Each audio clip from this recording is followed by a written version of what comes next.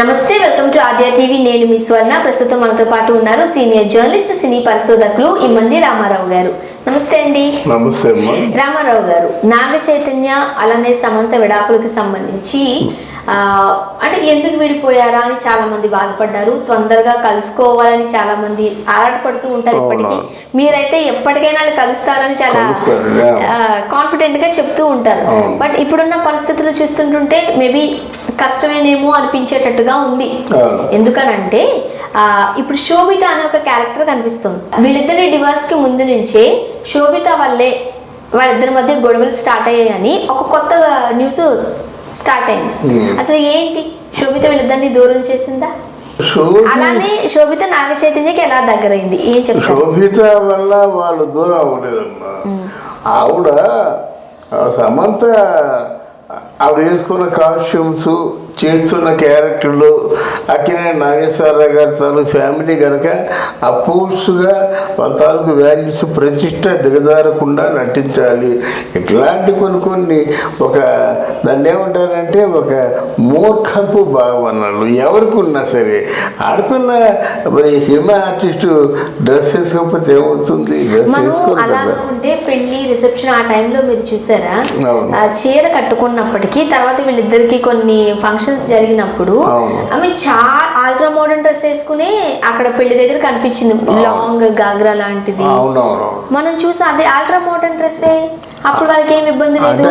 రంగస్థలం జరిగినప్పుడు కూడా Christian culture ప్రకారంగా వేసుకుంది. రెండు రకాలుగా పెళ్ళిళ్ళు జరిగాయి. క్రిస్టియన్ కల్చర్ ఒకటి, హిందూ కల్చర్ ఒకటి. సరే ఏదైతే అవని కానీ వాళ్ళిద్దరూ మంచి క్యూట్ కపులు. రంగస్థలంలో ముద్దు సీన్ వాళ్ళ ద్వారా కూడా ఇటు ఉపాసన స్పందించారు, ఇటు సమంత స్పందించారు, నాగ చైతన్య కూడా దాన్ని పాజిటివ్ గానే తీసుకున్నారు. అసలు దాని వల్ల వీళ్ళిద్దరి మధ్య గొడవలను అనుకోవడానికి కూడా లేదు. అవును కానీ ఇక్కడ ఒక అబార్షన్ ఒకటి చేయించాడు నాగ చైతన్య అన్నది ఈమె ఇటీవల విమర్శిందో అని చెప్పేసి ఒక క్రిటిక్. మరి అప్పట్లో సమంత అబార్షన్ చేపించుకుంది, అందుకే వీళ్ళ కోపం వచ్చింది అనే న్యూస్ కూడా వైరల్ అయింది కదా. అదే అంటే ఇవన్నీ వెరసి ఆవిడ జీవితాన్ని కొంచెం డిస్టర్బ్ చేశాయి. ఇప్పుడు ఎంత ఎందుకమ్మా నాగ చైతన్య ఇష్టం లేదు, దానికి ఇష్టం లేదు, ఈవిడేంటి పెళ్లి చేసుకోవాలి, అంత ముసలమ్మ కాదు కదా, చిన్న వయసు, ఇంకొక వ్యక్తిని పెళ్లి చేసుకోవచ్చు కదా. దేనికి బెటర్ ఎందుకు ఇన్ని ఇలా ఊరు తటపటాయిస్తూ అలా ఉండలేదు ఎందుకు? నాగ చైతన్యకి ఎవరి దగ్గర, ఎన్టీ రామారావు జూనియర్ ఎన్టీఆర్ దగ్గర, ఆయన దగ్గరికి వెళ్ళడం. నాగ చైతన్యకి ఏమో ఎవరి దగ్గర, మన ఎవరు వెంకటేష్ దగ్గర, ఆయన దగ్గరికి వెళ్ళడం ఎందుకు? ఇవన్నీ ఎందుకు? చిరంజీవి దగ్గరికి వెళ్ళడం, అక్కడ త్రివిక్రమ్ శ్రీనివాస్ దగ్గరికి వెళ్ళడం. అంటే సమంత సెటిల్డ్గా నిర్ణయం తీసుకోలేకపోతుంది అన్నమాట. నిర్ణయం తీసుకుంటే తన భర్త దగ్గర తను ఎంతే, ఎవరు కాదంటారు తన భర్త దగ్గర అంతే, ఎవరు కాదంటారు? నాగ చైతన్య రానిచ్చే స్టేజ్ లో ఉన్నారా? ఎవరి కోసమ్మా? ఆవిడకి అధికారం ఉంది. ఏదో తొందరపాటు ఏదో వాళ్ళ అంటే వాళ్ళ తాలూకా ఆలోచన విధానంలో ఏదో తేడా కొట్టి విడిపోయినారు, అర్థం చేసుకున్నారు, పశ్చాత్తాపం పడ్డారు, ఆ ఎక్స్ట్రీమ్లీ సారీ అన్నారు. ఆ పని అంతా ముందే చేశారు. ఎందుకంటే సమంత నేను చాలా బాధపడుతున్నాను, నేను చాలా పొరపాటు చేశాను, తప్పు చేశారని సమంత అన్నది. నాగ చైతన్య కూడా ఇంకోలాగా ఉండేది సమంత ఉంటే అని ఇట్లా సర్కాస్టిక్గా మాట్లాడుతున్నాడు. ఇప్పుడు ఏం పోయింది? వీరిద్దరు కలిసిపోయినట్టయితే. ఇప్పుడు శోభిత నాగ చైతన్యకి ఎలా దగ్గరైంది అంటారు మీరు? శోభితలో ఏముందండి? శోభితలో కాడమని తప్ప ఏమి లేదండి. ఆవిడకి గ్లామరా, ఆర్టిస్టా, స్టార్డమ్మా ఏముంది ఆవిడకి? అర్థమైందా?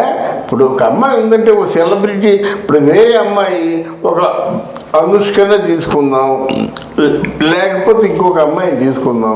ఇప్పుడు వాడు శ్రీలీల ఇట్లాంటి అమ్మాయిలు ఉన్నారనుకోండి, చిన్న వయసులో ఉన్న అమ్మాయిలు, వాళ్ళు ఏదైనా పక్క స్టార్డమ్ వస్తుంది, ఒక పక్క యాక్టివ్గా ఉంటారు, ఒక పక్క మగవాళ్ళని మాయ చేస్తారు, మగవాళ్ళేమో మూడు ఖరాబ్ చేస్తారు. ఇట్లాంటి పరిస్థితుల్లో నాగ చైతన్య తట్టుకోలేకపోయాడు, వాళ్ళ లవ్లో పడిపోయాడు అనుకోవచ్చు.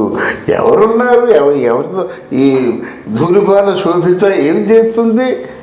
నాగ చైతన్యం ఏం చేస్తుందండి? పెళ్లి చేసుకుంటాడా నాగ చైతన్య శోభితని? నేను ఛాలెంజ్ చేస్తున్నాను, శోభితని పెళ్లి చేసుకోడు. అది ఎందుకంటే మామూలు తిరుగుతారు, ఫ్రెండ్గా తిరుగుతారు. ఇప్పుడు నేనంటే నేను కాదు, ఒక మగవాడు గోవా వెళ్ళాడు అనుకోండి, ఆ పక్కన ఎవరో గర్ల్ ఫ్రెండ్ అంటే ముసలైపోయినప్పుడు కూడా వెళ్ళి ఆ సముద్రం తీరాన్ని చూస్తూ ఉంటారనమాట. అలా ఏదైనా సరే ఒక గర్ల్ ఫ్రెండ్ అయినైతే మాత్రం వాళ్ళందరికీ భౌతికంగా ఫిజికల్గా కనెక్షన్ అవసరం లేదు. అంటే ఐడియాలజీ షేర్ చేసుకోవడం మనిషి ఉంటే చాలు కదా. అవన్నీ లేకుండా కేవలం ధూళిపాలు శోభిత ఉందంటే వైఫ్గా వచ్చేస్తుంది అని అనుకోవడం పొరపాటు అంటాను నేను. మరి శోభిత గారిని ఇంటికి వరకు కూడా తీసుకెళ్లారు. నెక్స్ట్ గెస్ట్ ఎంతమంది తీసుకెళ్తారు, ఇంటి వరకు ఎంతమంది తీసుకెళ్తారు? ఇప్పుడు నాగార్జున చెప్పాడు, ఈ సినిమా మనం సినిమా అయినంత వరకు నాకు తెలియదురా, మీ ఇద్దరు రోజు చేసుకున్నారండి, ఎంత రహస్యం మెయింటైన్ చేశారా అని చెప్పాడు నాగ చైతన్య నాగార్జున. అంటే ఏంటి, ఇంటి వరకు తీసుకెళ్ళి డిన్నర్ చేయడమో లేకపోతే మామూలుగా వాటకా తాగడమో లేకపోతే ఇంకేదో తాగడం అంటే పెద్ద సమస్య ఉందండి. ఈ రోజుల్లో పెద్ద కష్టం కాదు.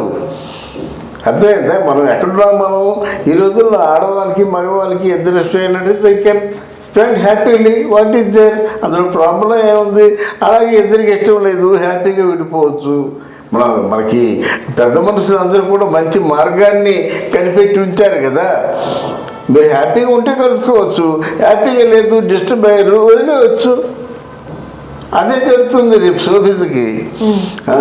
ఎందుకంటే ఇప్పుడు మొన్న సుమంత్ ఇంటర్వ్యూ మిగతా ఇంటర్వ్యూలు చూసినప్పుడు సమంతకి తనకి హర్ట్ అయింది. తను ఇలా జీవితంలో ఏదో కోల్పోయాను, పొరపాటు చేశాను, తప్పు చేశాను అంటే ఉంటుంది కదా. నేను మంచి మాట అన్నావు, మనం ఏదేమైనప్పుడు కూడా మనకు దేవుడు ఉంటాడు, ఆ దేవుడు ప్రశ్న వేస్తాడు, ఆ ప్రశ్నకి మనం సమాధానం చెప్పాలండి. అలాగే దేవుడి ప్రశ్నకి సమాధానం చెప్పలేని పరిస్థితుల్లో ఉంది సమంత.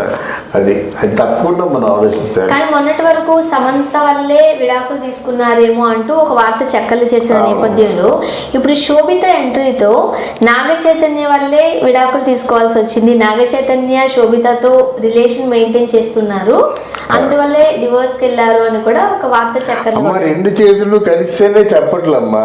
ఒక నాగ చైతన్య పొరపాటు చేశారనుకోవడం పొరపాటు, అలాగే సమంత పొరపాటు చేశారనుకోవడం పొరపాటు. ఇద్దరు కలిసి తొందరపడ్డారు. ఎవరనుమన్నారండి కోర్టుకి తొందరపడిపోయి? అక్క సమంత ఫాదరు నాగార్జున ఇద్దరు కూర్చుంటే సెటిల్ చేయలేరా? అప్పుడు అంతకుముందు ఎప్పుడో శోభన్ బాబు చూశాను, ఇప్పుడు నాగార్జున చూస్తున్నాను. ఇండస్ట్రీలో ఆడవాళ్ళకి ఎవరికి ఏ ప్రాబ్లం వచ్చినా నాగార్జున సెటిల్ చేస్తాడు, అంత ప్రేమగా ఉంటాడు. మరి ఆయన ఆశ్రయించవచ్చు కదా. ఏమ్మా, పేరెంట్స్కి తెలియకుండానే అంతవరకు వెళ్ళారంటారా మీరు? ఏది పేరెంట్స్ కి తెలియకుండానే అంత దూరం వరకు వచ్చారు అంటే ప్రేమించడం ఎలాగైతే తెలీదు, వీళ్ళు విడాకులు తీసుకోవడం కూడా అది కోల్డ్ వార్ లాగా అయిపోయిందన్నమాట. చాప కింద నీళ్ళ డెవలప్ అయిపోయింది. అప్పుడే వాళ్ళ నాన్నతో ఆవిడ చెప్పేసి వీళ్ళతో ఈయన చెప్పేసినట్టు ఎదురు కూర్చుంటే సెటిల్ అయిపోద్ది. చిరంజీవి లాంటి వాడు ఫ్యామిలీ ఫ్రెండ్ మధ్యలో ఉంటే ఆయన బాగా తెలుసు. కేవలం ఆడవాళ్ళకి అవగాహన లేక కదా. ఇప్పుడు ఎంతమందికి ఎన్ని బాధలు ఉన్నా చెప్పండి, 2వ పెళ్ళి 3వ పెళ్ళి 4వ పెళ్ళి అంటున్నారు. కన్న పాపానికి ఏమో తండ్రి కూడా అలాగా పోలేమ్మా కడుపు చేయించుకుంటే గాలే పడుతుంది. సరే నీ ఇష్టం, నేను నిన్ను చూడకుండా ఉండలేను, నువ్వు ఇంకేదో నీకు కావాలి, సో నువ్వు చేసిన తప్పని చెప్పలేను, అలాగా నేను ఇన్వాల్వ్ అవ్వలేను అనే పరిస్థితిలో ఉన్నారు ఇప్పుడు తల్లిదండ్రులు. ఎవరు ఇన్వాల్వ్ అవ్వటం లేదు కదా, నీ ఇష్టం చేసుకో. కన్న కడుపుకి ఏంటంటే నువ్వు బాగుండవు, నీ శ్రేయస్సు, నీ మంచి నాకు కావాలమ్మా, మంచిగా ఉంటా అదే 10,000. 2వ పెళ్లి చేసుకుంటావు, 3వ పెళ్లి చేసుకుంటావు, 4వ పెళ్లి చేసుకుంటావు, నాకు అనవసరం వద్దు. నీ పుట్టినప్పుడు సహజంగా తండ్రులు ఏం చేస్తారంటే పుట్టినప్పుడు కూతురు ఎలాగుందో, ఎంత ప్రేమతో ఉందో, పెద్ద అయినప్పుడు కూడా వాళ్ళ బిడ్డలు పుట్టినప్పుడు ఎలాగైతే తన బిడ్డ ఉందో అదే రూపాన్ని చూస్తారు.